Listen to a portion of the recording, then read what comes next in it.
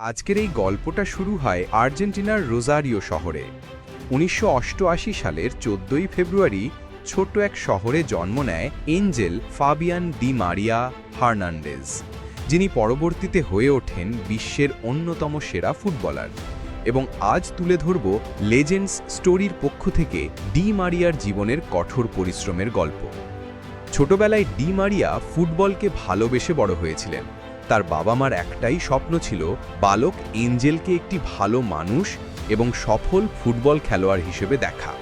Di Maria খুব ছোটবেলা থেকেই মাঠে দৌড়াতেন, বল নিয়ে খেলা করতেন আর স্বপ্ন দেখতেন বিশ্বকাপে তার নাম লেখা হবে। তার প্রাথমিক ফুটবল যাত্রা শুরু হয় রোজারিও সেন্ট্রাল ক্লাব থেকে, যেখানে তার ফুটবল প্রতিভা ধীরে ধীরে বিকশিত হতে থাকে।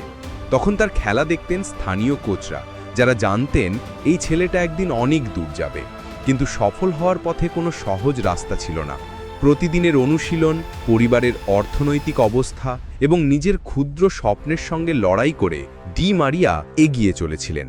২০০৭ সালে মাত্র ১৯ বছর বয়সে ডি মারিয়ার জীবনে বড় সুযোগ আসে, যখন তিনি বেনফিকা ক্লাবে যোগ দেন, যা পর্তুগালের সবচেয়ে বড় ফুটবল ক্লাবগুলোর মধ্যে একটি। এখানে তার খেলা ও দক্ষতা নতুন উচ্চতায় পৌঁছয়। কিন্তু তার সঠিক সুযোগ আসে ২০১০ সালে, যখন তিনি রিয়াল মাদ্রিদ, স্পেনের ক্লাবে যোগ দেন। এখানে বিশ্বের সেরা ফুটবলারদের সঙ্গে মাঠে নামার সুযোগ পেয়ে ডি মারিয়া তার দক্ষতা আরও প্রমাণ করেন।